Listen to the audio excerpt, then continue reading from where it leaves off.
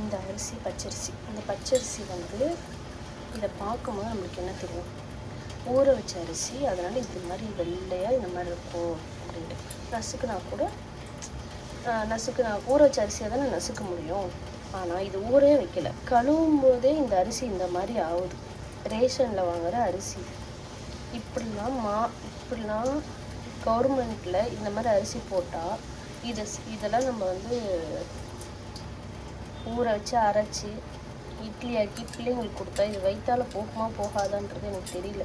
ஆனால் கெட்டதுன்னு மட்டும் தெரியுது.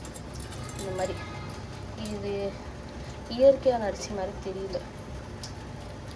இந்த மாதிரி ஆகுமா? கழுவும் போதே இந்த மாதிரி ஆகுது.